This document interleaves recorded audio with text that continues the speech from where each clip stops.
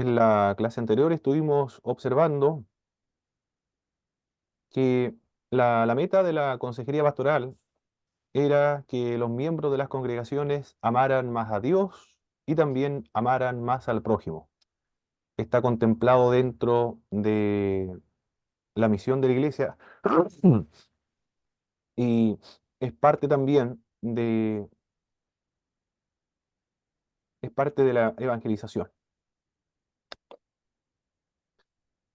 Observamos que existen varias razones por las cuales los hermanos, la membresía de una congregación, tiene la necesidad de la consejería pastoral, conversar, tener orientación espiritual por las tensiones de la vida, por la inseguridad, la ansiedad, las desviaciones morales, infelicidad matrimonial, problemas de los adolescentes. También acuden a conversar con las autoridades eclesiásticas por temas políticos, temas económicos, sociales, inquietudes filosóficas y también algunos temas doctrinales. Estuvimos observando igualmente las dos técnicas que se utilizan normalmente en la consejería pastoral. Una de estas técnicas era la técnica directiva y la otra la técnica no directiva. Por favor, mis queridos hermanos, ¿cuál es la diferencia entre la técnica directiva y la no directiva?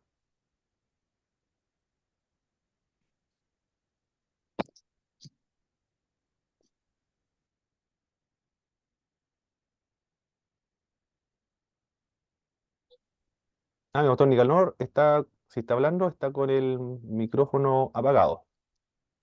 Ya. Ahora sí, La ahora. directiva, sí, la técnica directiva se centra en el asesor, ¿ya? Y la no directiva, bueno, en el asesorado, ¿ya? Exactamente.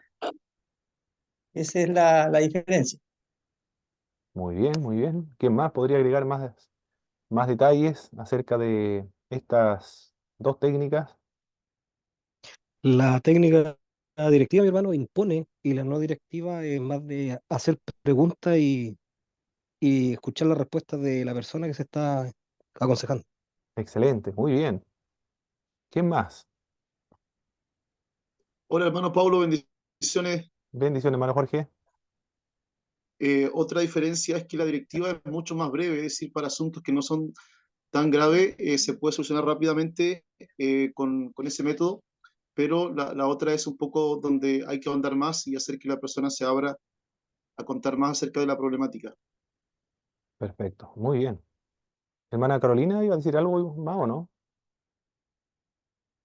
No, mi hermano, Ah, ok. pasé a apretar. Sí. Ah, ok, perfecto, muy bien. Bueno, ahí está la diferencia entonces entre la directiva y la no directiva. Ambas tienen sus debilidades y también sus fortalezas, por supuesto, pueden intercambiarse, se utilizan de acuerdo a la personalidad del asesor y también a la personalidad del asesorado. En algunas ocasiones tienen que Hermano intercambiarse. Pablo, ¿Sí, hermano Jorge? me acordé de otra cosa, antes que se me vaya de la mente, que la directiva hace que la persona sea más dependiente del consejero, mientras que la no directiva hace que la persona encuentre la solución de su propia cuenta y haga que el día de mañana pueda solucionar sus propios problemas. Así es, correcto, esa es la idea. Muy bien. Una era como un general de ejército o un militar, dando instrucciones y órdenes a un subordinado, o un médico dando la receta para solucionar un problema, una enfermedad. En cambio, la no directiva es como un amigo que va guiando, pero que no sugiere nada más, pero no impone absolutamente nada.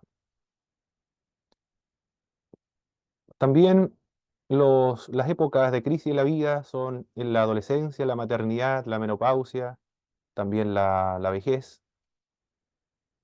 ¿Que viene alguien más?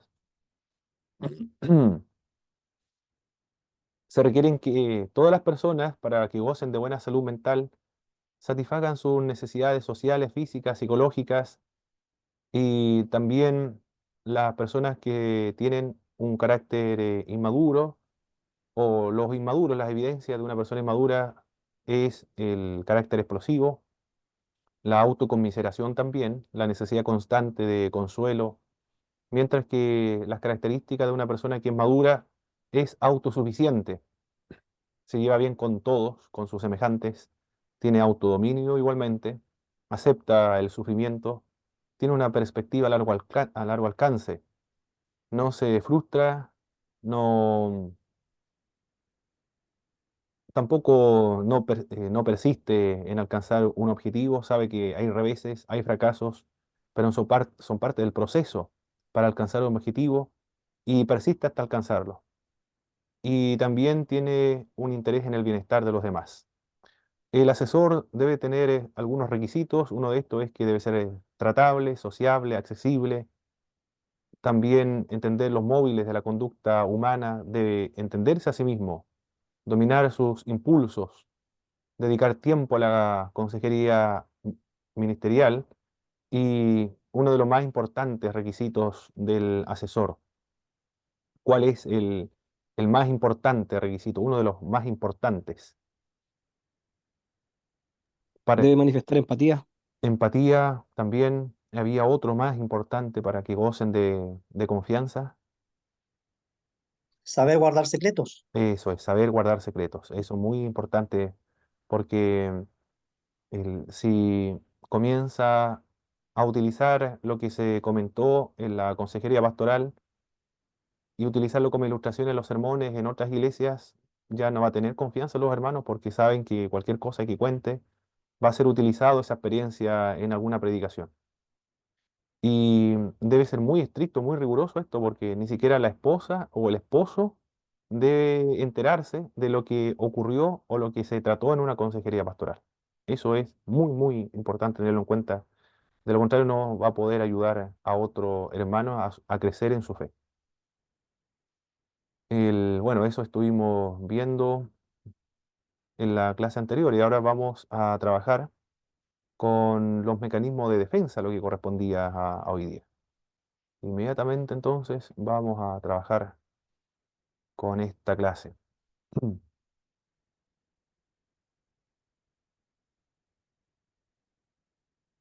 La teología evangélica conservadora, los que tomaron teología evangélica, teología sistemática 1, vieron que una de las características de esta teología conservadora, evangélica conservadora, era que dialogaba con todas las disciplinas del conocimiento humano, como son la psicología, la sociología, la antropología, las ciencias naturales, ciencias históricas, con la filosofía, con la finalidad de utilizarla como herramientas, como, como medios para poder cumplir y llevar a cabo la misión de la iglesia cristiana.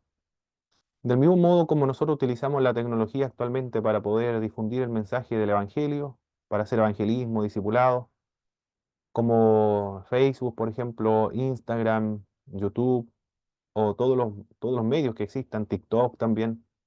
Hay que tener tiempo, sin embargo, para ocupar todos esos medios de comunicación.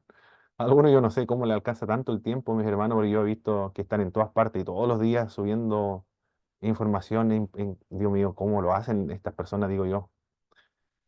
Bueno, si John Wesley, estoy seguro, si John Wesley estuviese en este siglo XXI con toda la tecnología, yo estoy seguro que él utilizaría Instagram, Facebook, YouTube, TikTok y no sé, todo lo que exista, porque él empleaba permanentemente todos los medios para poder difundir el mensaje cristiano. Incluso él escribió muchos libros, muchos sermones, diarios también, tenía tiempo para escribir diarios personales y también revistas para difundir el metodismo en el mundo.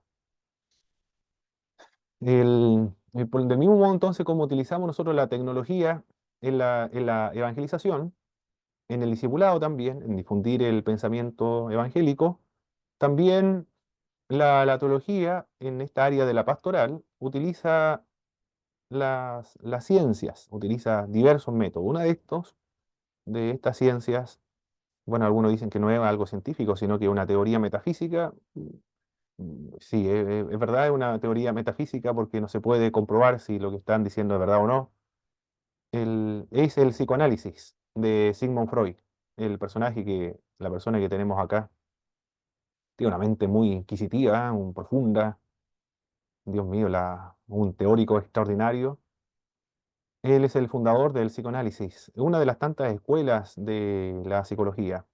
En la teología hay varias escuelas, mis hermanos.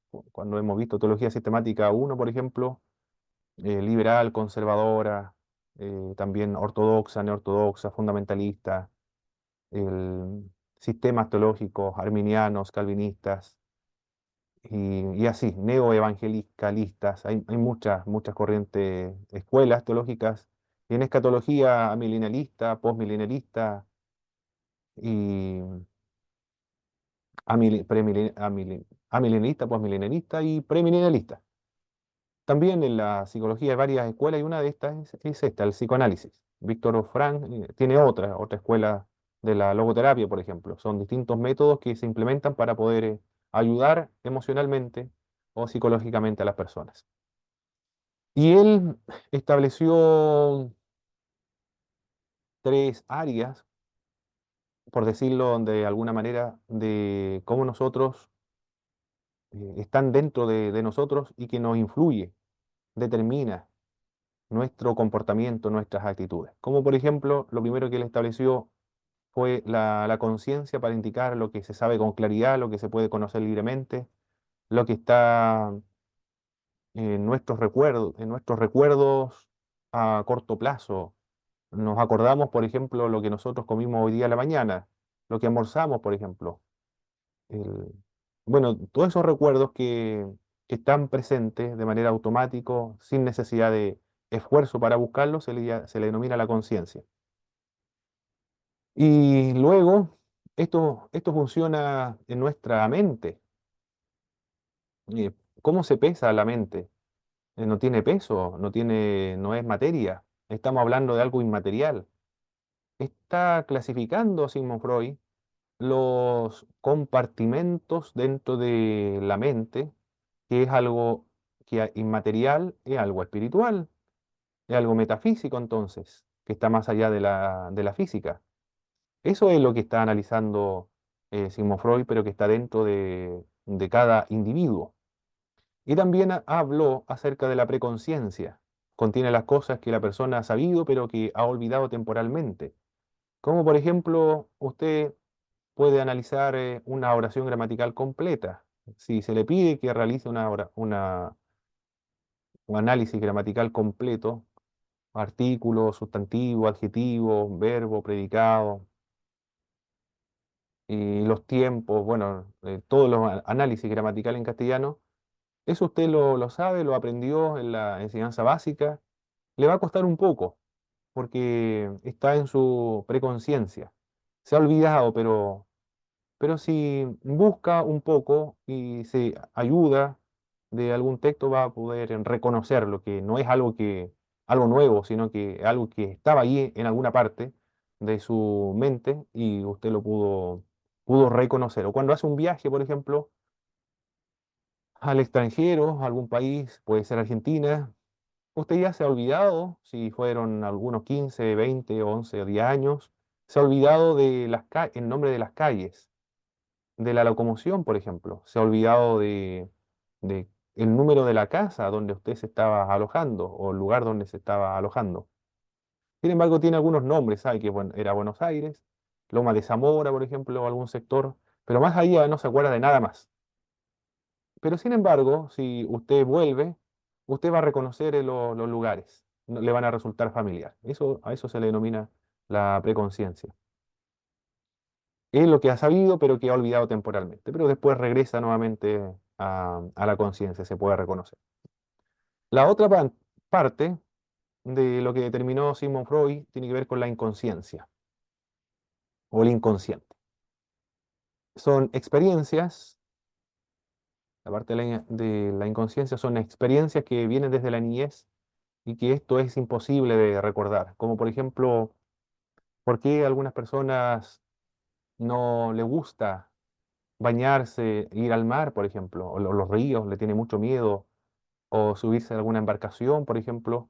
Luego los padres le dicen que cuando estaba pequeña estuvo en peligro de ahogarse. Entonces ahí está la explicación. Ello no sabe, porque pertenece al inconsciente. O también puede ser que le tenga miedo a las alturas y no tiene idea por qué le teme a las alturas. O porque teme viajar en avión. Bueno, distintos traumas que están presentes en la edad adulta, pero no sabe cuál es la razón. Porque esos conocimientos pertenecen al inconsciente. Están ahí, pero que no se puede recordar y imposible recordarlo. Mi hijo, por ejemplo, no puede comer frutilla, todo lo que sea frutilla, algo rojo, en yogur, en nada, en absoluto, porque cuando estaba pequeñito la enfermera le forzó tomarse un jarabe que era de color rosado. Quedó con un trauma entonces. No puede comer ahora algo que sea de frutilla o de frambuesa. Bueno, cuando sea más adulto, lo más probable es que no le guste, deteste aquello. Quizás no recuerda ese momento, ese instante traumático cuando le obligaron a beber este jarabe, pero va a estar ahí. Eso es parte del inconsciente. Y están en forma de impulsos, impresiones, pensamientos incontrolados, recuerdos reprimidos, pueden ser activos e impulsivos. Esas son las secciones en la mente de cada uno de los seres humanos que determinan el comportamiento de nosotros. ¿Cómo se puede comprobar eso, si es verdad o no? No se puede comprobar porque esto es una teoría. Y científicamente tampoco, porque esto es parte de la metafísica, está relacionado con el espíritu, con el alma, es algo espiritual aquello. Lo que él está realizando en realidad no es nuevo, sino que los cristianos ya habían empleado estos sistemas, estos métodos que él ideó. Claro que él lo está ideando para la salud mental, para aliviar los trastornos mentales. Sin embargo, las iglesias del Oriente, los padres de la iglesia, por ejemplo, o los monjes, el sistema monacal, o los padres del desierto, las disciplinas espirituales de esto, de las iglesias del Oriente, siempre han empleado eh, semejantes métodos para ayudar a las personas, pero en el sentido espiritual, a crecer espiritualmente. Pero están trabajando en el mismo terreno, en esa área del cual va a trabajar Sigmund Freud. Acá, sin embargo, él lo utiliza con otra finalidad. Y los cristianos del Oriente lo utilizaban con finalidades espirituales. En los albores del siglo XX, el neurólogo austriaco Sigmund Freud empezó a sentar las bases del psicoanálisis. Es un novedoso enfoque sobre la psique humana, que es tanto una teoría de la personalidad como un método de tratamiento para pacientes que tienen trastornos. La principal contribución de Freud a la psicología sería su concepto del inconsciente entonces, que no se había trabajado con anterioridad. Él sostenía que el comportamiento de una persona está profundamente determinada por sus pensamientos, por sus deseos, pensamientos, deseos y recuerdos que son reprimidos. El hecho de reprimir estos recuerdos, estos pensamientos y deseos son lo que trastorna a una persona. Según su teoría, las experiencias dolorosas de la infancia son desalojadas de la conciencia y pasan a formar parte de la inconsciencia, aquello que no se puede recordar, porque sería muy traumático, muy doloroso al recordar permanentemente un dolor, un trauma que se originó en la niñez, desde donde puede influir en la conducta de los seres humanos. Como método de tratamiento, el psicoanálisis procura llevar estos recuerdos a la conciencia, para así liberar al sujeto de su influencia negativa.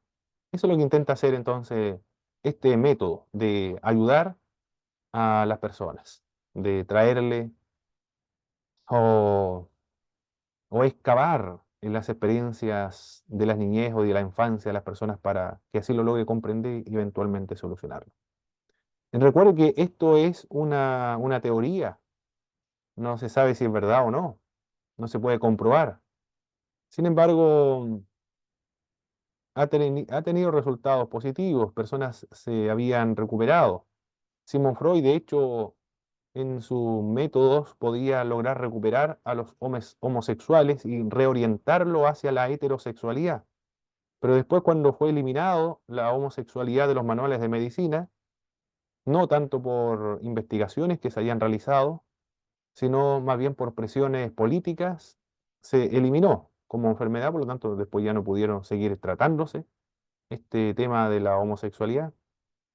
Y él trabajaba con ellos y le ayudaba a solucionar su problema de la reorientación. El- lo han utilizado, el neopentecostalismo lo ha utilizado, tal cual. Es una de las críticas que se le ha planteado al neopentecostalismo le llaman ¿cómo le llaman?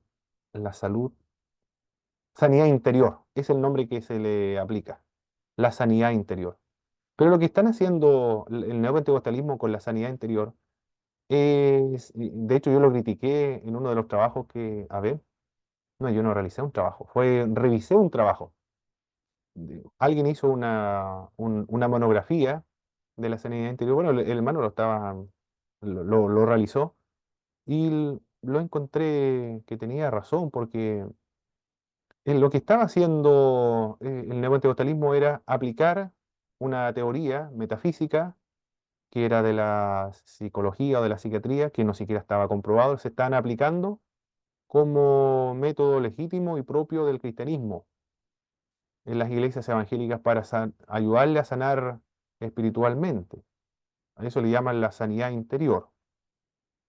Pero después, pensándolo bien, si lo comparamos con las iglesias del Oriente, por ejemplo, eh, ese método ya era utilizado, aunque no se conocía con el nombre que le aplicó Sigmund Freud del psicoanálisis, por ejemplo. Leyendo los libros de formación espiritual, como por ejemplo el de Ansel Grum, se llama un autor. Voy a buscar el nombre de este libro. Aquí, El arte del consuelo, por ejemplo. Lo que está hablando acá en el arte del consuelo es preocuparse de la salud del alma. Eso es la preocupación. Y los consejos que da tampoco se puede comprobar si es verdad o no, porque está trabajando en la salud del alma, de preocuparse del alma. Da algunos consejos y se parecen un poco a esta teoría de Sigmund Freud. Así que yo no sé si estará bien o no. Tendría que averiguar más todavía sobre la sanidad interior que está enseñando el neopentecostalismo. Para explicar las dinámicas del desarrollo psicológico, Sigmund Freud explicó tres componentes de la personalidad. Uno de estos es el ello, el otro es el yo y el super yo.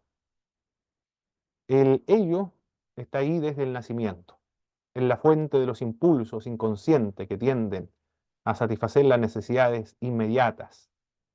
Una quiere gratificar o encontrar gratificación inmediata, ahora ya, como un niño. Tiene que imaginarse acá en este punto del ello, tiene que imaginarse a un niño que patalea, que hace berrinches, que grita, que se tira al suelo, se golpea la cabeza, se hace daño a sí mismo, porque necesita manifestar de alguna manera su rabia, su ira, pero lo que él está utilizando es una especie de un berrinche para lograr sus objetivos. Quiere una galleta, quiere una bebida, quiere un juguete, no sé, lo que se le ocurre a los niños.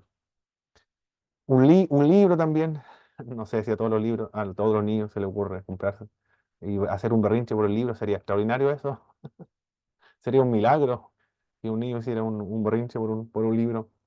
Pero lo que desea es que le compren lo que se requiere de manera inmediata. Eso tiene que ver con el ello. Y el yo tiene el objetivo de mediar entre las exigencias del ello y los límites que le impone el mundo real. En este sentido, entonces, actúa en el principio de la realidad, es más realista. Trata de satisfacer las exigencias del ello, pero de una forma realista y adecuada, aceptando la vida tal cual como es. Eso tiene que ver con el yo, más realista entonces. Quiere lograr su objetivo, pero de manera más realista. El otro es el super yo. Tiene que ver con el desarrollo de la conciencia inflexible, que lo distingue de lo justo o de lo equivocado, pero en términos irrealmente moralistas. Acá es moralista. es alguien que quiere buscar la perfección y controlar el ello. El primero, el ello, es como un niño caprichoso. Luego el yo es más realista para conseguir sus objetivos y el super yo es más moralista. Él quiere la perfección y quiere controlar sus impulsos. El super yo sería como un monje entonces, como una zeta. Esa es la idea de el super yo, que es muy riguroso en cuanto a la perfección que desea.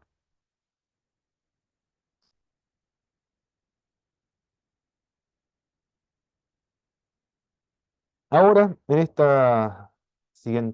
siguiente punto, vamos a observar los distintos mecanismos de defensa que utilizan los seres humanos con la finalidad de poder protegerse. Son autodefensas. Enmascarar sus actitudes que son debilidades, vulnerabilidades, que son vergonzosas. ¿Alguien escribió por aquí en el chat? Ok. ¿Alguien escribió por aquí? Hermano Cristo dice, mi hermano, consulta la clase de este martes, corresponde a las 5 y 6. Ah, no, hoy día es las 3 y 4, mi hermano Cristian. En la clase número 4, 3 y la 4. Y Ah, ok, hermano. las 5 y Lo que las pasa es 6 que en la otra semana. y la que tuvimos el viernes pasado era en relación a esto mismo de los mecanismos de defensa. Ah, perfecto, hermano Cristian. Ok. Claro, ahí Eh, vamos adelantados los viernes. Primero los viernes ah, y después el lunes en Puerto Montt y el martes repetimos. Y después el viernes ya. comenzamos las 5 y 6. Entonces me voy a conectar el viernes, mi hermano, porque Sí, esto ya pues, lo pasamos. claro, Me muy bien. equivoqué. Ya, pues, manito. No hay Un problema, hermano gustazo. Cristian. Amén, bendiciones. Bendiciones. Bendiciones, Chao, hermano. chao. Chao. Hasta luego. Muy bien. Perfecto. Los mecanismos de defensa, entonces, son procesos mentales habituales, inconscientes y a veces también patológicos que utiliza el yo para afrontar los conflictos con la realidad externa. Los mecanismos de defensa son procesos mentales. El objetivo es enmascarar con los comportamientos externos la realidad interior para mantener el equilibrio del yo, protegiendo la autoestima. Eso es lo que pretende el mecanismo de defensa, proteger la autoestima. La amenaza por las fuerzas pulsionales, neutralizando los conflictos. Todos los mecanismos de defensa son inconscientes, pero son reconocibles. Tienen tres características comunes. ¿Cuáles son estas características comunes de estos mecanismos de defensa? Ellos niegan o falsifican o deforman la realidad interna y también externa.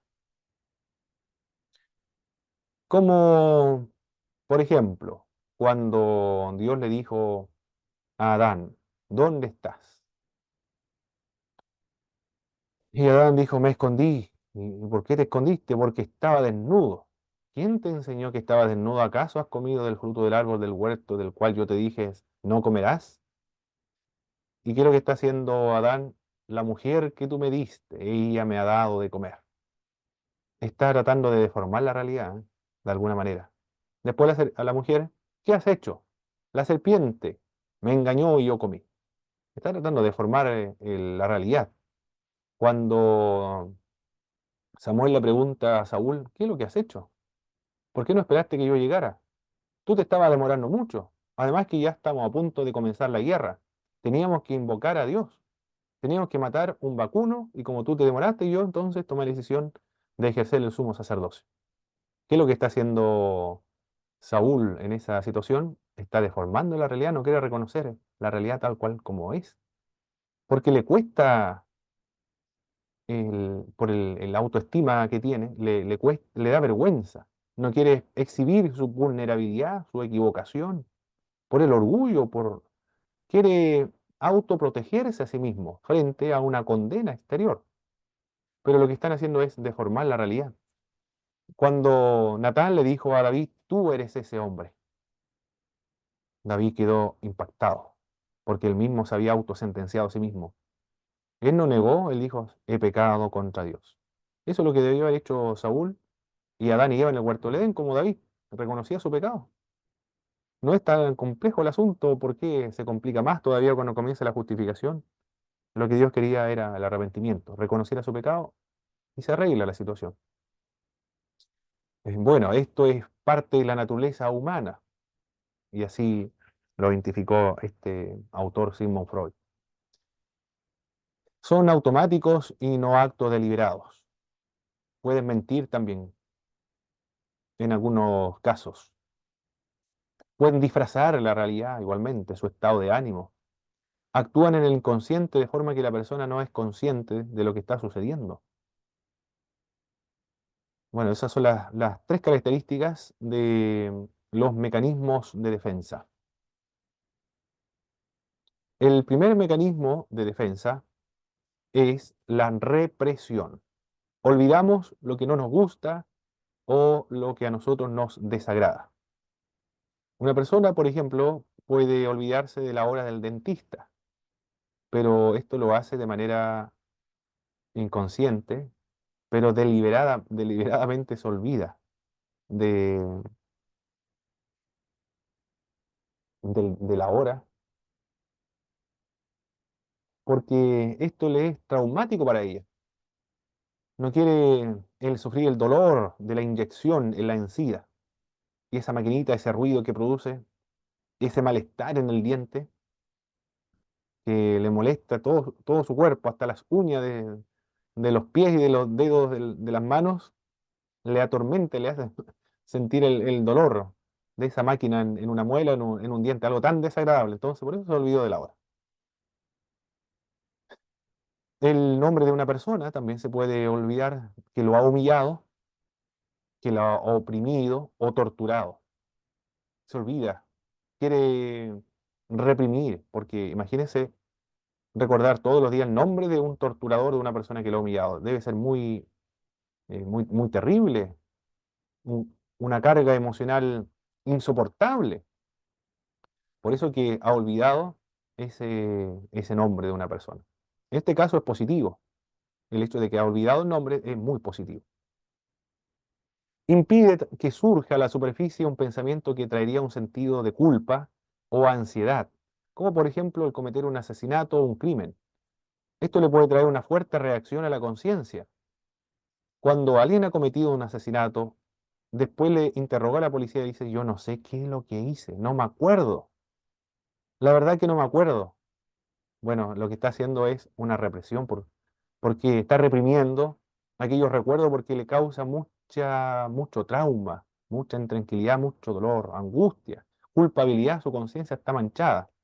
Y para aliviar esa angustia tan terrible, entonces niega la realidad, lo oculta, lo olvida, lo reprime. El asesinato es algo terrible. Hay un capitán de tres guerras, no recuerdo el nombre, pero lo veía siempre en la librería Feria Chilena del Libro, bueno, en todas las librerías lo venden, de la familia de este general que participó en la Guerra del Pacífico, la Guerra de Arauco y la Guerra Civil de 1891. En una sección, él cuenta que se encontraba en, en Perú y reconoce, él escribe sus memorias y él dice que tenía temor, todos tenían temor, y su caballo parece que percibía el temor que él tenía y pareciera que le calmaba al soldado. Y después cuenta cuando desenfundaron las espadas, ese sonido, decía él, y cuando dieron la orden de atacar, parece que el corazón se le subió a la garganta, cuenta, y comenzaron a avanzar, y procuró él tomar su sable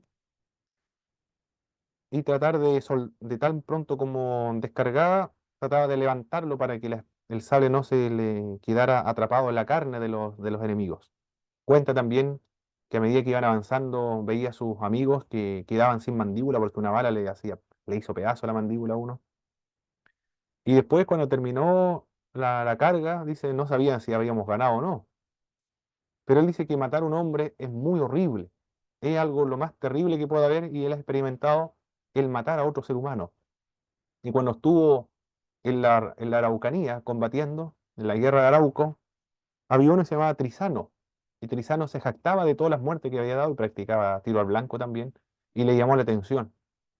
Le dijo, es lo más horrible matar a un hombre y usted se jacta de matar a seres humanos. Eso no le gustó la actitud de Trizano. Trizano parece que se sentía muy orgulloso de matar a hombres. No era un asesino, él era un soldado, un capitán, pero él no le gustaba matar a otro ser humano. Él era parte de su vocación por el hecho de estar en el ejército, pero de matar a otro, aunque fuera en un contexto de guerra, era lo más horrible que había para él.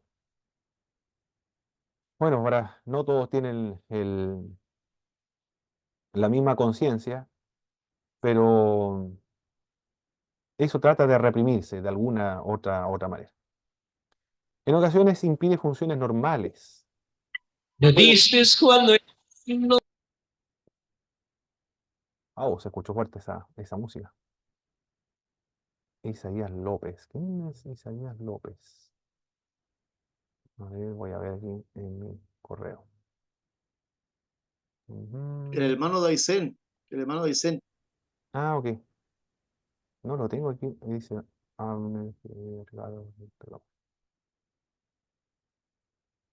Ah, ok, ya, correcto. Perfecto. Y ahora sí me acuerdo. Pensé que era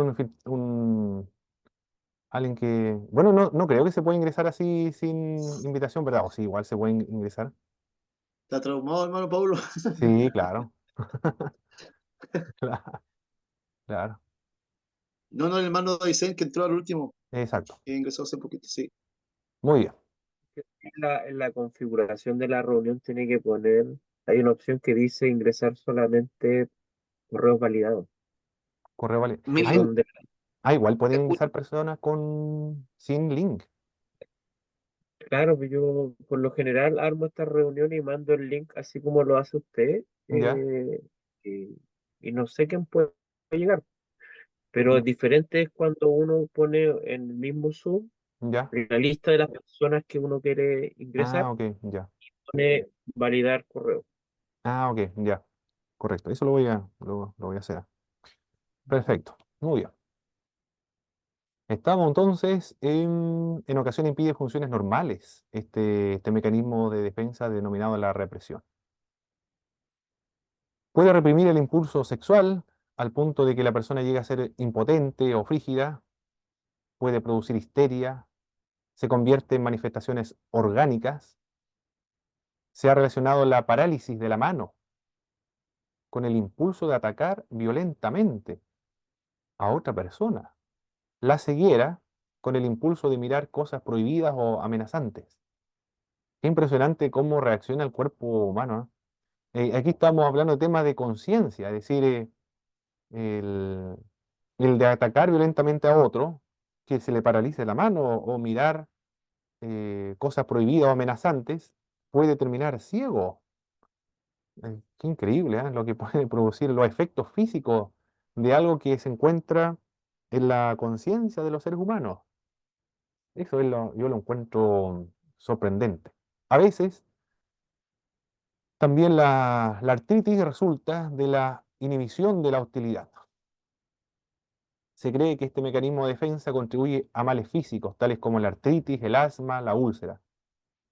Esta inhibición puede extenderse también a la musculatura, por la cual se expresa la agresión y producir dolencia crónica. De igual manera, el asma resulta de la extensión de la represión a los órganos de la respiración.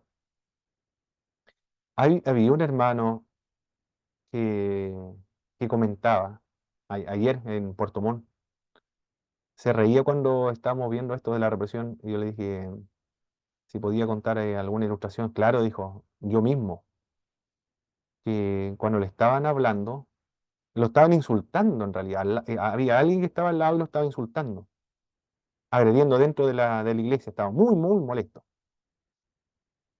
Y el hermano cuenta que que lo que hizo ahí fue que el oído, el oído se volvió sordo, perdió la audición mm, por ese espacio de tiempo, por ese momento. Porque era tan terrible lo que estaba escuchando que el cuerpo, los oídos, los órganos del sonido, se cerraron. ¿Cómo puede ser eso? ¿Ah? ¿Cómo funciona? Es una forma de autoprotección. Yo no he experimentado eso, pero increíble cómo se protege el cuerpo humano. Bueno, estos son temas psicológicos, temas mentales, temas de la conciencia. Pero también en lo físico nosotros podemos ver cómo el cuerpo reacciona para protegerse a sí mismo. Por ejemplo, cuando hay una espina que se ha clavado en el cuerpo o hay una bacteria que se ha clavado en el cuerpo. Y para que no se infecte a todo el cuerpo, ¿qué es lo que hace? Lo encapsula. Encapsula la infección o encapsula la espina y después lo expulsa. J. Solo yo una vez me pinché, andaba corriendo en el campo y me pinché, pero algo muy pequeño, muy pequeño, casi insignificante. Claro que no lo pude sacar con una aguja, no lo saqué tampoco con una pinza, se quedó ahí, pero me comenzó a molestar y después volvió con un pequeño pus, pero lo encapsuló y después se secó y lo expulsó solo. Bueno, eso funciona en el terreno físico, pero acá estamos hablando del terreno de la conciencia, lo metafísico. Una persona que ha reprimido sus impulsos agresivos se puede volver violento cuando la provocan fuertemente. Produce reacciones negativas en algunas ocasiones. Hay un dicho, mis hermanos, de las personas que son tranquilas, calladas, y de pronto cuando alguien lo provoca, estallan, se vuelven muy violentos, muy agresivos. No sé cómo es ese dicho, si recuerda. ¿No será ese manso pero no menso, ¿o no? Ah, no, eso lo utilizamos nosotros, de los evangélicos. Pero cuando estallan, es decir, una persona que era muy tranquilo y de pronto se volvió, pero loco. Vol- Volteó todo lo que encontró y gritó, hizo un tremendo escándalo. Hermano Pablo, Sí, hermano Víctor. primero quiero pedir disculpas por la intromisión de la clase. No Les se saludo a preocupe, todos. hermano. Amén. A mí me pasa constantemente eso, porque en mi experiencia como carabinero, tengo que normalmente reprimir lo que siento para no provocar, digamos, conflictos mayores. Claro. Imaginemos una protesta, por ejemplo, en un clásico Colo-Colo con la Chile, la gente nos grita de todo, hermano, de Mm, todo, de todo, de todo. exacto. Garabato, que a usted se le ocurra. Sí, sí. Y a veces el humano de nosotros quiere responder.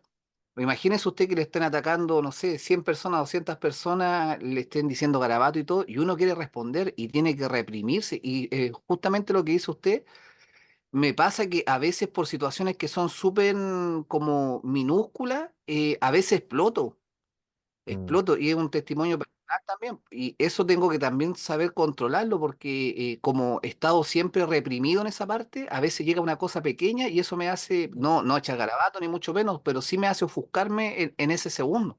sí, sí, sí, claro. Entonces, Mm, me tocó mucho lo que está enseñando ahora. eso es, sí, es verdad. Claro, porque tiene que reprimirse por mucho tiempo en el trabajo y en algún momento tiene que desahogarse. El deporte ayuda a desahogarse, ¿eh? El boxeo, las artes marciales lo ayuda a desahogarse. Yo recuerdo que estaba, bueno, practiqué cuando estaba joven el taekwondo, pero todavía salgo a correr.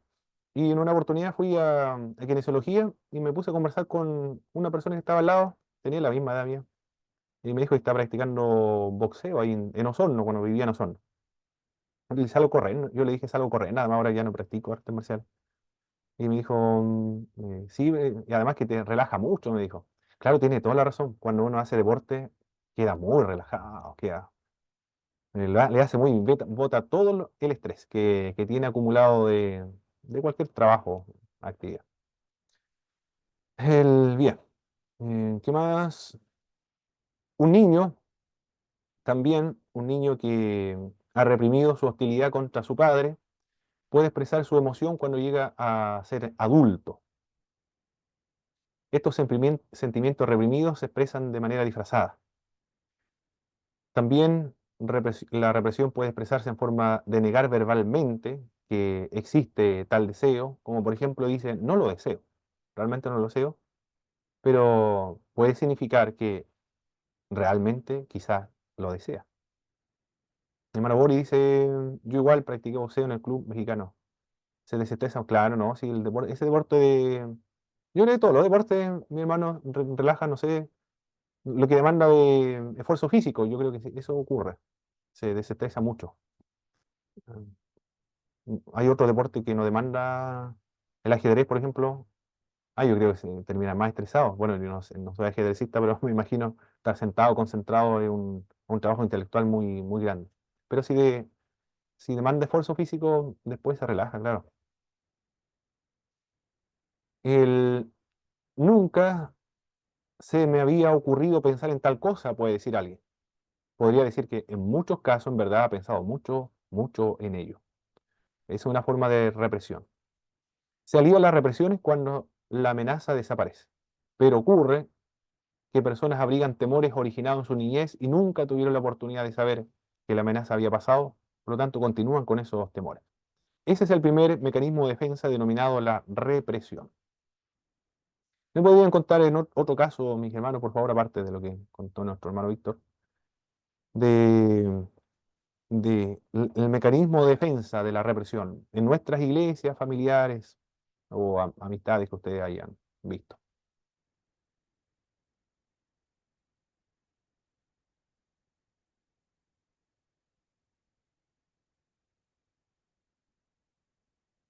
¿No recuerdan a alguien? Como un profesor hizo una pregunta, Sí, disculpen, me sí, sí, sí, distraje. sí, sí, claro. Si tienen alguna ilustración, alguna experiencia en la iglesia o amistades, familiares que hayan empleado este mecanismo de defensa de la represión.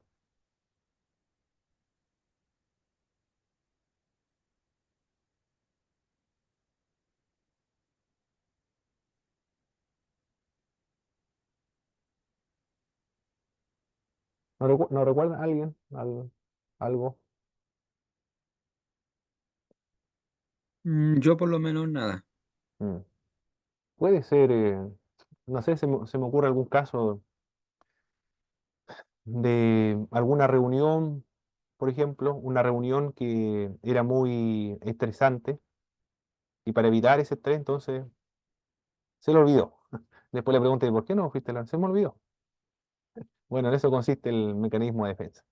Para evitar el estrés, se olvida. Muy bien. Ahora pasamos al segundo, el segundo mecanismo de defensa que tiene que ver con la proyección.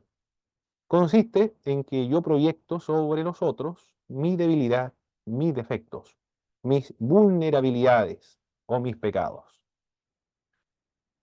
Se manifiesta este mecanismo en algunas personas cuando se sienten incómodas por tener algún defecto moral o por cometer alguna falta. Alivian su culpa o alivian su mal cuando se lo atribuyen a otra persona. En vez de admitir que no me gusta tal persona, o alguien puede decir no me gusta el pastor, puede decir el pastor o aquella persona realmente no me quiere. Puede decir eso. En vez de decir mi conciencia me molesta, dice él me molesta, la otra persona es la que me molesta. Jesucristo emplea o hace reconocer en las otras personas este mecanismo de defensa de proyectar sobre los otros las debilidades nuestras cuando le dice a los fariseos, ustedes son los que están muy preocupados de, de, de buscar la paja en el ojo ajeno, pero sin embargo son incapaces de poder ver la viga que está en sus propios ojos. Las personas que temen su propia debilidad se sienten culpables y experimentan algún alivio proyectando su pecado sobre las otras personas. El mentiroso, por ejemplo, se siente mejor si puede convencerse de que todas las otras personas o todos los demás son mentirosos. El engañador sospecha de que los demás también son engañadores. El hombre inmoral también piensa que todos practican la inmoralidad. Algunos predicadores que tienen grandes tentaciones en buscar aventuras con otras mujeres tienden a acusar a los miembros de la congregación de cometer adulterio. Se ha sabido también de algunos predicadores que permanentemente predicaban contra el adulterio, terminaron cometiendo ese pecado que siempre estaban condenando. Lo que estaban haciendo en realidad en las predicaciones era emplear un mecanismo de defensa, eso se denominaba la proyección. Proyectaba sobre las otras personas sus propias debilidades, sus vulnerabilidades. La persona que condena continuamente un pecado particular debe examinarse para ver si ella misma no es culpable también de ese pecado. Se manifiesta cuando una persona proyecta sus sentimientos a otros. La persona infeliz puede pensar que todo el mundo es infeliz y que el mundo es un valle de lágrimas. El peor aspecto de la proyección es que resulta casi imposible ayudar a una persona que no está dispuesta a enfrentarse con esta realidad, porque el mecanismo de defensa de la proyección es una forma de evasión, y si ella está convencida de que está libre de culpa y son los otros los que le perjudican o pecan, no va a escuchar ningún tipo de consejo. También, al experimentar la reacción negativa de la persona que son objeto de su condenación, puede desarrollar un complejo de persecución y sentirse víctima de los otros. Todos los demás me acusan, me persiguen, me acosan, me oprimen. Y yo soy la víctima. Todos están en contra de mí. Puede ser que me tengan envidia. Se puede convencer de eso, ¿ah? Entonces, ¿cómo se puede ayudar a una persona que está en esa actitud o en esa situación? Proyecta sobre los otros las debilidades o su falta, sus vulnerabilidades para no sentirse tan mal consigo mismo. ¿Conocen, mis hermanos, al- alguna, alguna ilustración, experiencia de lo que han visto en las iglesias, sus familiares o amistades, colegas de trabajo, que hayan manifestado este tipo de mecanismo de defensa, de proyección?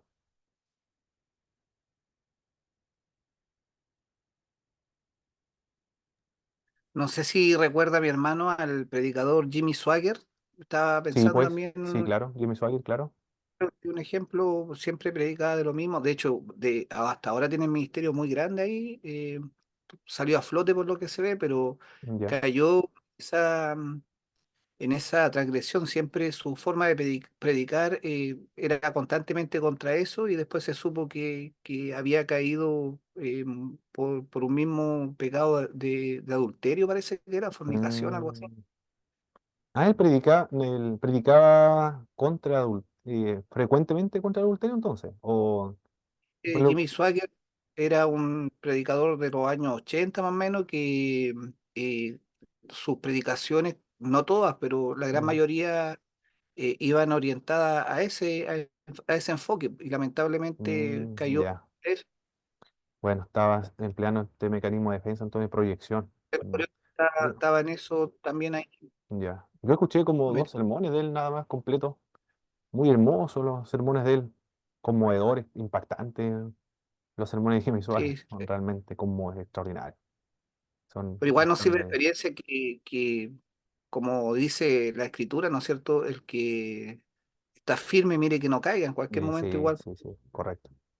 Lo digo en forma Bueno, de jugar, sino que en una forma de comparar lo que pasó ahí con ese hombre de Dios. Después se correcto. levantó en un ministerio y todo, Mm, pero siempre proyectaba ese estilo a las personas y lamentablemente cayó ahí mismo.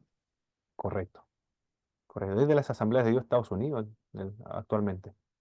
Lo bueno es que los hermanos no lo despreciaron, sino que le ayudaron, ¿ah? Porque si sigue, continúa con el ministerio actualmente, eso habla Yo, muy bien de una iglesia que restaura a sus hermanos que han caído.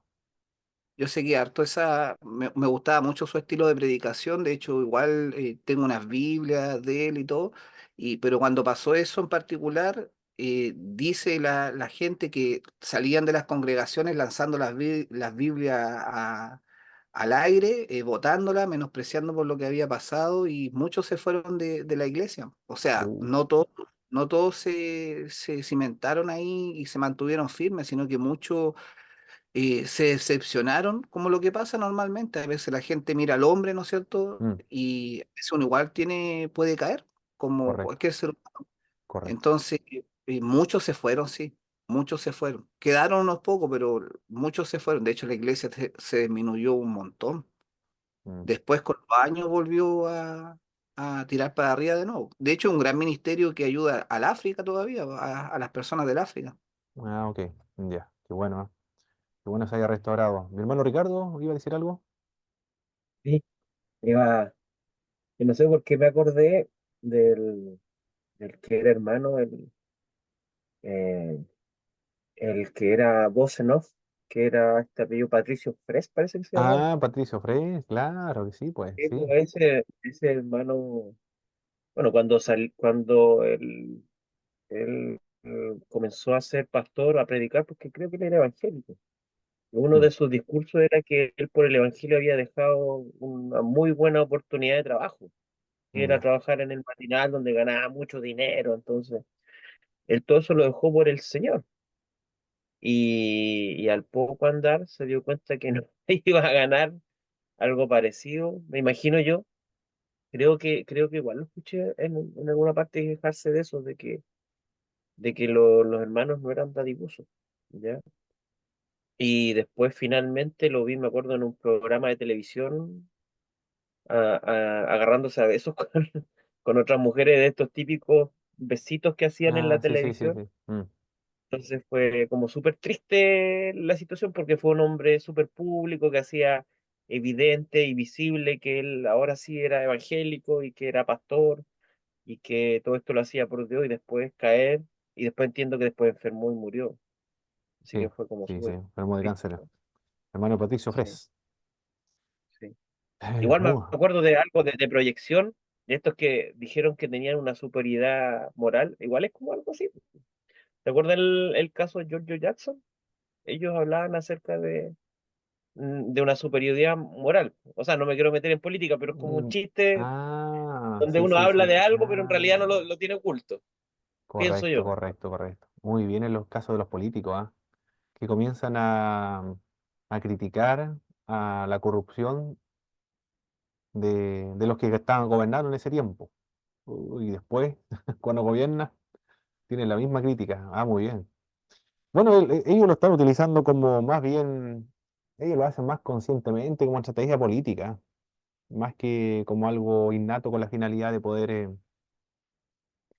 eh, aliviar su propia culpa, o quizás sí, bueno, ahí no sé. No. Pero puede ser, ahí está hay una mezcla entre mecanismos de proyección con estrategias políticas. Así lo logro Hermano ver. Pablo, ¿Sí, hermano Jorge? este, bueno, sí, comparto lo que es el hermano Víctor de Jimmy Swagger. Bueno, el ministerio de Jimmy Swagger nunca fue lo mismo. Y lo hemos visto en la Biblia y en toda la historia que la persona que cae, lamentablemente la gracia, Dios la restaura, pero alguien dijo Dios perdona, pero la gente no. Mm, Eh, sí, la persona nunca llega a ser igual, nunca, el ministerio nunca llega a ser igual, se pierde algo muy importante. mm, Entonces Dios nos libre. Yo, el hermano Pato Freire, lo tuve acá en Carimapu, hicimos un evento grande en el gimnasio, se llenó, fue muy lindo, dirigió, restauró gente, la bendición quedó. Pero lamentablemente después, como dice nuestro hermano Ricardo, terminó muy mal, muy mal, muy mal, desprestigiando el evangelio, se arrepintió supuestamente el de ser evangélico, no, terminó muy, mm. muy mal. Uh, Bueno, yo quería también dar ejemplo de proyección, por ejemplo, en las relaciones tóxicas, hay gente que es muy celosa, no sé, porque revisa el teléfono, anda siempre buscando mm, algo raro, y correcto. muchas veces se ha investigado que cuando son así es porque ellos mismos son así. Es decir, cuando es celoso la persona, muy celosa, porque realmente esa persona es así, esconde algo.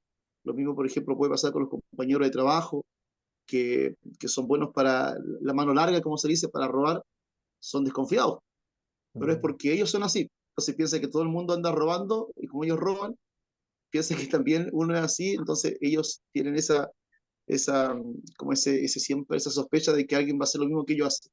Entonces yo veo la proyección en eso, lo veo a veces relaciones muy tóxicas, sí, o sí, sí. también a veces la gente que roba, son muy quisquillosos, siempre están pensando mal del resto. Pero Muy es bien, porque ellos son así. correcto. Muy bien, ese es el mecanismo de defensa entonces de proyección. Hemos visto dos. Por la primera, represión, la otra, proyección. Ahora, el método de la racionalización. Consiste en formular las razones aceptables, pero no reales, para nuestra conducta o nuestra incapacidad para lograr algo. Los psicólogos lo describen como un camuflaje mental. Explica y justifica nuestros actos, cambia y adorna los motivos indignos, de manera que parecen más satisfactorios y hasta loables ante los demás, incluso hasta nosotros mismos. El perezoso de Proverbios, por ejemplo, dice, yo no voy a salir a trabajar hoy día porque quizás haya un león afuera y me puede comer. Por lo tanto, yo me quedo aquí tranquilo en mi casa y así logro sobrevivir.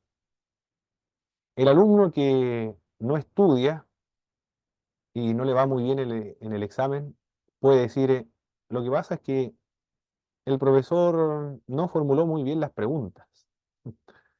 O también un ladrón puede justificar su crimen o su delito diciendo, yo le estoy robando a personas que son ricas.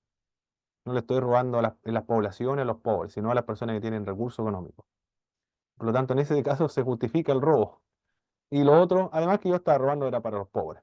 Cuenta uno del MIRE, del movimiento izquierdista revolucionario en la época de los 90, 80, 90 debe haber sido, que se convirtió al Evangelio.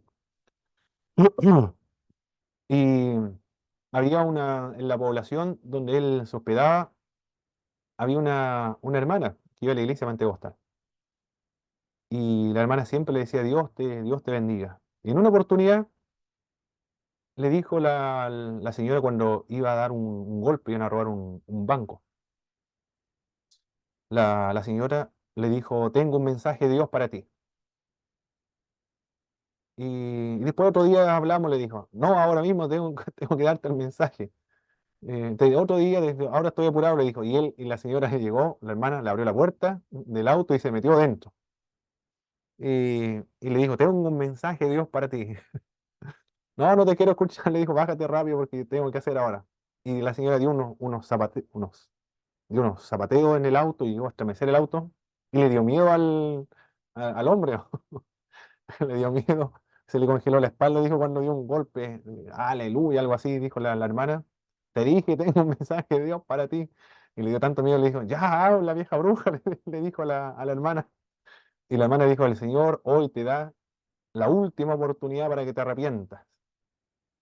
Y toma, le dijo, aquí tienes un Nuevo Testamento para que lo leas y te conviertas al Señor Jesucristo. Y se lo echó, se lo guardó acá en la camisa. Y claro, en el atraco al banco le llegó una bala justo en la Biblia. Y todavía lo tenía como recuerdo de que Dios le salvó la vida en ese momento y le dio una nueva oportunidad. Se convirtió al Señor, terminó la cárcel y ahí la cárcel después siguió sirviendo al Señor hasta el día de hoy. Sigue sirviendo al Señor. Pero es el caso que él cuenta. Justificaba en esa época sus delitos, los crímenes, porque le robaba a las personas ricas, a los bancos, para dárselo a los pobres. Y después él dice, en esa época nosotros lo que estábamos haciendo era algo bueno, porque los opresores, los fascistas, ¿qué más? Los capitalistas, los latifundistas, son los que han oprimido y han esquilmado a la población, por lo tanto nosotros tenemos que hacer algo. Esa es la forma, por lo tanto, lo que ellos están haciendo es algo, pero loable, algo que se justifica. Y después cuando se hizo cristiano decía, totalmente errado. Nosotros justificamos eso, pero era un delito, era un crimen. Bueno, ese mecanismo de defensa se denomina la racionalización, cuando justifica su pecado, justifica su delito, su crimen. En el aspecto positivo de este mecanismo se puede mencionar que hace más tolerable nuestras frustraciones de la vida, si no racionalizamos excesivamente, por supuesto. En el aspecto negativo impide enfrentar la realidad y tomar soluciones para poder solucionar los problemas o remediar nuestros errores. Es una forma de autoengañarnos a nosotros mismos. ¿Podrían dar, por ejemplo, un ejemplo, mis hermanos, por favor, sobre este mecanismo de defensa denominado racionalización en sus iglesias o en su vida cristiana o laboral también?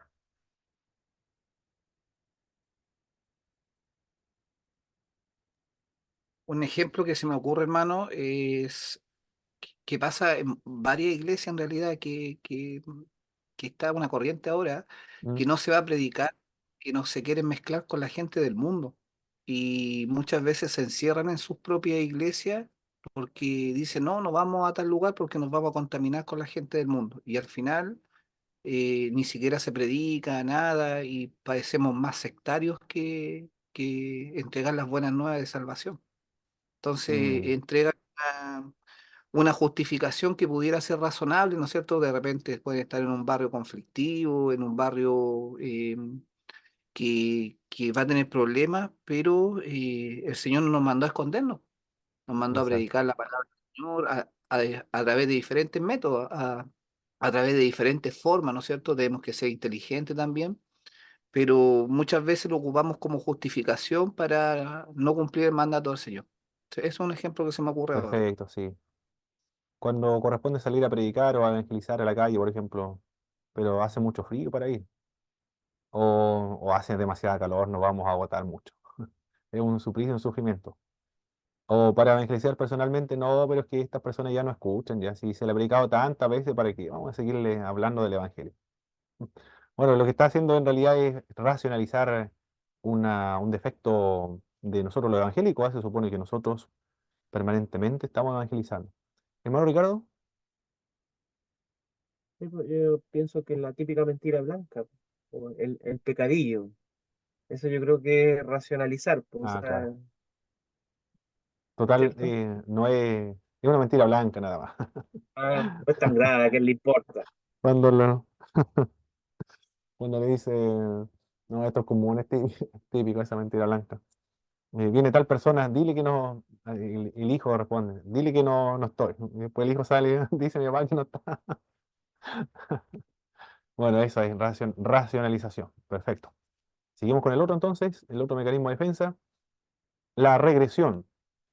La regresión es un mecanismo que tiene la finalidad de, por medio del berrinche, el pataleo, el grito, el llanto, el hablar fuerte, el golpear la mesa, que se cumplan y se lleven a cabo sus objetivos personales. Se aísla, puede aislarse de los demás, hace pucheritos, llora, grita, manifiesta de una u otra forma su mal genio, con la finalidad de que las cosas se realicen como a él le agrada. Puede ser en un templo, por ejemplo, en una construcción de iglesias. Algunos quieren quedarse con las bancas, otros quieren implementar una silla que son mucho más cómodas. Entonces comienzan a amenazar a la congregación de que si no dejan las bancas, entonces nos vamos a ir, porque no nos gusta la silla. Lo más tradicional es las bancas. Contaba un pastor que eso le pasó en la iglesia, que algunos querían banca y otros sí. Entonces la solución fue, dejó banca y la otra sigue. Los que querían quedarse en las bancas se quedan en la banca y los otros en la silla. Y después al final fueron desapareciendo las bancas y quedaron puras sillas nada. Y ellas tuvieron que acostumbrarse a la silla. Y después fueron a una iglesia en la otra parte, eran puras bancas. Y decían, oh, que son incómodas estas bancas, decían las mismas personas que querían banca. Se habían acostumbrado ya a la silla. En las personas de edad avanzada se manifiesta este tipo de mecanismo cuando con aquellas reacciones logran captar más el interés de las demás. En las iglesias ocurre frecuentemente este tipo de uso de este mecanismo. Amenazan a los hermanos de abandonar la iglesia, de irse. También cuando no están de acuerdo con el pastor nuevo que ha llegado, este es un problema para los pastores nuevos, ¿ah? Cuando llegan a un templo que ya está construido, no es un problema para los pastores que han fundado una iglesia, porque él es el fundador. ¿Quién podría decirle algo al fundador? Pero cuando el fundador muere y después llega otro pastor, es muy complicado, porque alguien de afuera que lo han traído ahí. Entonces, como no le gusta o no le es de su agrado, ¿qué es lo que comienzan a hacer los hermanos? A comportarse infantilmente. Comienzan a dejar de ofrendar o de diezmar también. a darle primicias con la finalidad de que se vaya. Muy, muy fuerte esa actitud, pero ha ocurrido y es frecuente dentro de las iglesias. Lamentablemente no debería ser así. Se podría haber instruido muy bien a la congregación anterior de tratar bien al pastor que viene después, porque son siervos de Dios que requieren la ayuda también de los hermanos. Pero eso ocurre, pero se están comportando como infantes. Bueno, en realidad es un mecanismo de defensa que se le denomina la regresión, porque lo que están haciendo es que se haga su voluntad o que cumplir sus caprichos personales. ¿Algún ejemplo, otro ejemplo de este mecanismo de defensa de lo que han visto en sus iglesias, de la regresión?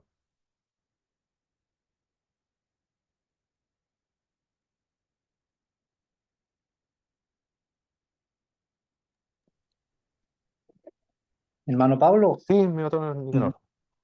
yo lo veía harto en lo que es el coro de repente, porque de repente empezaba el coro con ya teniendo su, digamos, el coro, digamos, electrónico.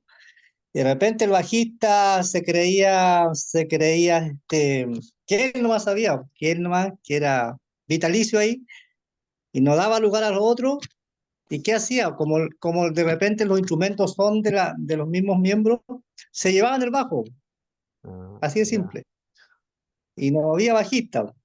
correcto. Entonces aplicaban con esa, digamos, argumento ahí para seguir tocando. Sí, sí, claro. Eran intocables. Y yo creo que eso igual pasa en varias iglesias, en varias partes, de repente que usan ese para poder, digamos, exigir que ellos son intocables ahí. El baterista pasaba lo mismo o lo del teclado. Correcto. Muy Sí, yo bien. creo Buen ejemplo de la regresión, manipular, hacer berrinches para cumplir sus deseos, los caprichos personales. ¿Eh? Muy bien. El otro mecanismo de defensa es la sustitución. Funciona cuando la persona no tiene el valor o la oportunidad para descargar su enojo directamente contra otra persona que lo ha provocado, porque podía tener algún tipo de conflicto laboral. Supongamos el caso de un empleado o un supervisor de alguna empresa que tuvo conflictos con el gerente o con el dueño de la empresa. Entonces, está muy ofuscado. Necesita canalizar esa frustración, ese malestar que ha sufrido, pero no lo quiso descargar ni lo habló directamente con su jefe. ¿Y qué es lo que hace cuando llega a la casa? Se desquita, se desahoga con la esposa.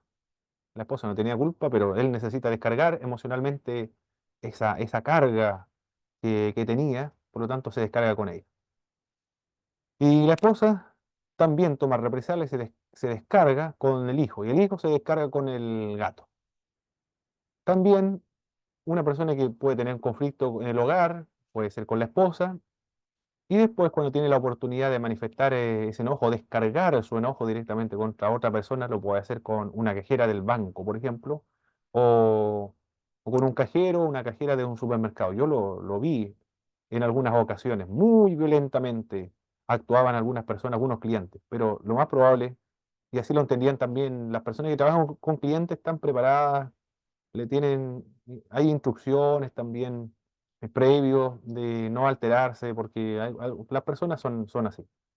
Y además que siempre el cliente tiene la razón y hay que criar un, tener una protección personal en esos casos. Por lo tanto, escuchaba nada más que se descargaban, en total sabían que era un cliente conflictivo. Pero eso así se le denomina este mecanismo de defensa, la sustitución. Sustituye el enojo, la rabia, la ira que está contenida porque no la pudo descargar directamente con la persona que lo ofendió, con otra persona. Pero eso es este mecanismo de defensa de la sustitución. Puede ser también, si lo aplicamos en la iglesia, puede ser que algún predicador haya tenido conflicto con alguien, con algún hermano, por ejemplo, o en alguna parte en el trabajo, ya supongamos que con el trabajo. Entonces se descarga emocionalmente todo su dolor o su ira expresando violentamente un sermón, culpando a los hermanos de algún pecado, puede ser. Pero en realidad lo que está haciendo es simplemente empleando este mecanismo de defensa de sustitución. Está tratando de aliviar su rabia, su tensión, por medio de un sermón. Por eso los predicadores, cuando se suben a predicar, tienen que estar emocionalmente estables para percatarse de que no van a utilizar el púlpito para descargarse emocionalmente, sino para predicar la palabra de Dios. Pero puede ocurrir en algunos casos. Los libros, incluso de homilética, se sugiere eso, que no ocupen el púlpito con esa finalidad, de poder descargar su ira, su enojo. El otro el otro mecanismo de defensa es la sublimación. Hermano, ¿Sí, hermano Víctor? antes que me causó una duda, ¿esto siempre se refleja en algo negativo o puede ser la sustitución por algo positivo también? No sé, tuvo un mal día y lo refleja, qué sé yo, haciéndole, enfocándolo en otra cosa que sea positiva o tiene que ser Mm, siempre en algo positivo. sí, se llama compensación. El Ah, es siguiente otra mecanismo cosa. de defensa, sí. Acá Ah, ya. solamente sustitución. Sustitución es cuando no tiene el valor o la oportunidad de descargar su enojo directamente contra la persona que lo provoca. La otra es la Ah, compensación, cuando compensa algún malestar, alguna debilidad, lo compensa por otra, que es positiva. La gracias, mi sustitución hermano. solamente negativa. Esa es la diferencia. Gracias, mi hermano. Y lo otro es la sublimación. El impulso se canaliza hacia una forma más aceptable, es derivada a un nuevo fin. Una pulsión sexual, por ejemplo, se sublima hacia una finalidad no sexual, apuntando a objetos valorados socialmente, como la actividad artística, la investigación intelectual. Por ejemplo, el deseo de un niño por la exhibición puede sublimarse mediante una carrera en el teatro. O quizás también puede ser eso del sustituirlo por lo que dijo el hermano Víctor, por la sublimación. Sublimación o compensación. Ahí están, canalizarlo a algo más positivo. Hay instintos, impulsos muy fuertes en algunas personas, que no siempre pueden ser expresados en forma directa. Sin embargo, existen maneras de utilizar las energías resultantes en otras actividades, y así la persona siente una satisfacción. La soltera, por ejemplo, puede expresar su instinto maternal enseñando a los niños de la escuela dominical, o también sirviendo como misionera en el extranjero, enseñando a los niños, trabajando con niños. Muchas contribuciones a la cultura, el arte o la ciencia ha sido y son resultado de la expresión de impulsos destructivos, en una forma positiva pero indirecta. Los sacerdotes católicos romanos, un arzobispo de esta iglesia católica romana, cuando le preguntaban, ¿y usted cómo canaliza los impulsos sexuales que son normales dentro de los seres humanos, que no se pueden reprimir? Y el, y el sacerdote dijo, bueno, un arzobispo era un jefe de la iglesia, obispo parece que era, y dijo, lo que hacemos nosotros lo sublimamos, es decir, lo sublimamos en el servicio a la iglesia. Y le preguntaron, ¿qué le diría a un seminarista, a una persona que tuviese el llamado, la vocación de ser cura, en cuanto a cómo controlar sus impulsos sexuales? Él decía que debe tener el don de la castidad o el don de abstinencia. De lo contrario, yo le sugeriría que no se metiera en estos asuntos, o que no ingresara al sacerdocio católico romano. El- pero me llamó la atención de que él utilizó esta palabra, la sublimación. Sublimó esos impulsos naturales de los seres humanos.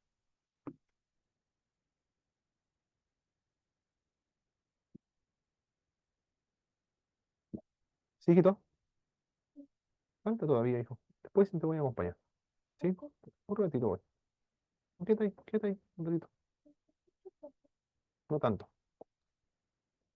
Muy bien. Las misiones, por ejemplo, las misiones modernas, en el siglo XX, estamos hablando del año 1900 y tanto, muchas mujeres solteras emprendieron como ministerio, de mujeres solteras, emprendieron misiones mundiales, se dispersaron por toda parte del mundo. Fue un movimiento misionero de familias, mujeres solteras, jóvenes universitarios, se dispersaron por todo el mundo. Fue la época o el siglo de las misiones mundiales protestantes o evangélicas. Y muchas de ellas trabajaron. Todavía hay hermanas que no se han casado porque el llamado es fuerte a las misiones y ahí están trabajando. 5 años están en un territorio, trabajando con niños, enseñando en la escuela.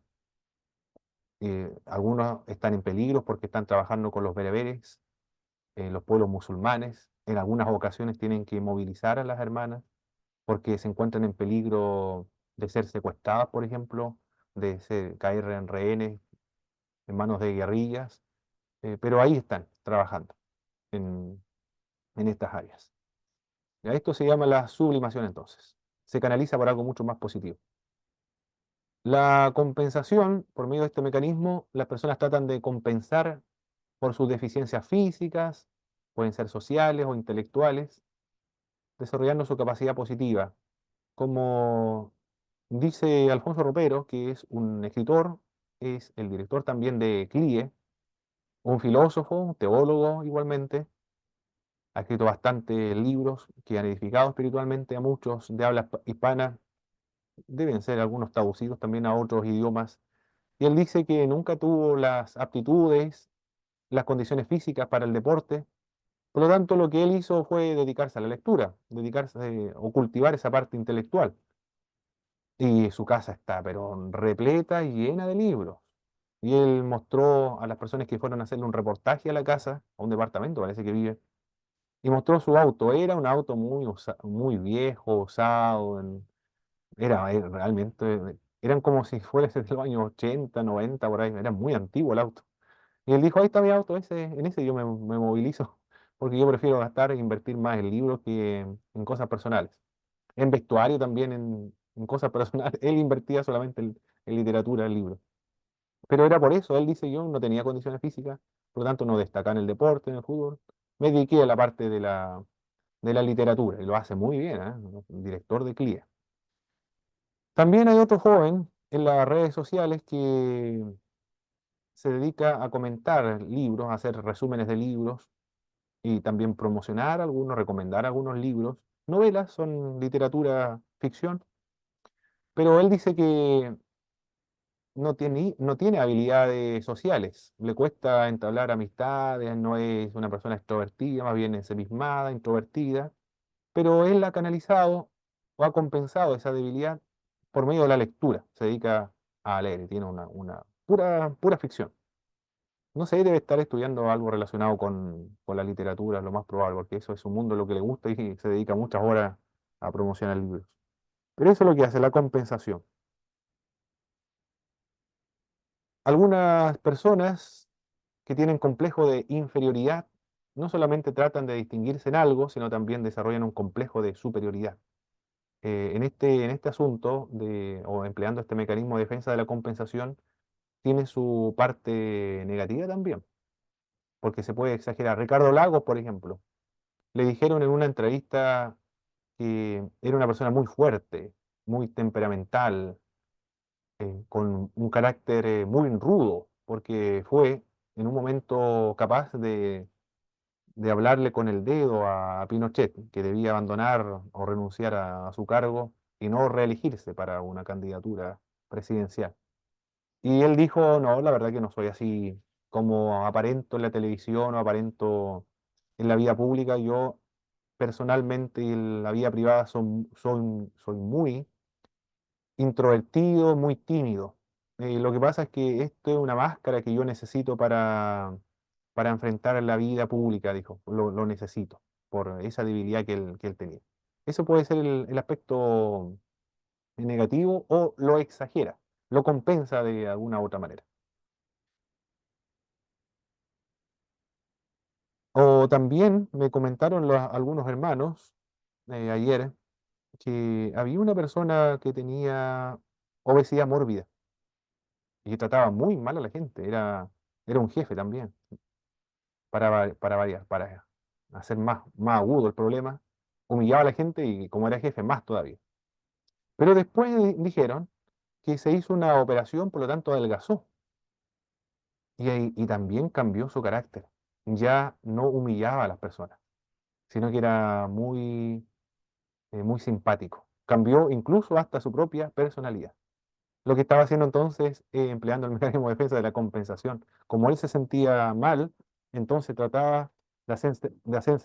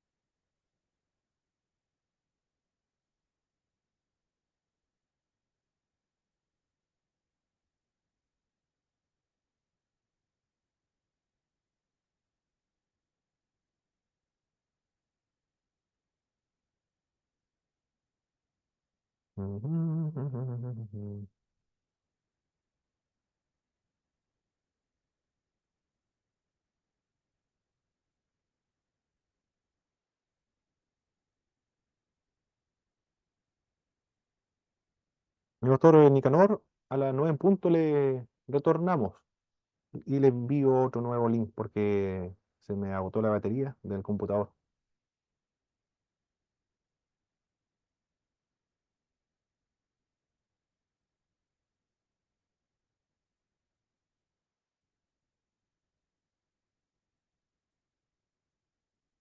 Hermano Boris, a las 9 en punto volvemos, hermano, porque ahora se quedó sin batería mi computador.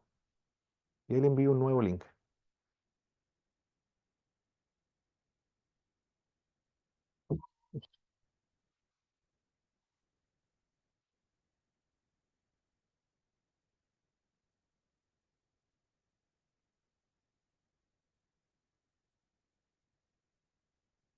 Ya voy, Quito. ¿Dónde estás?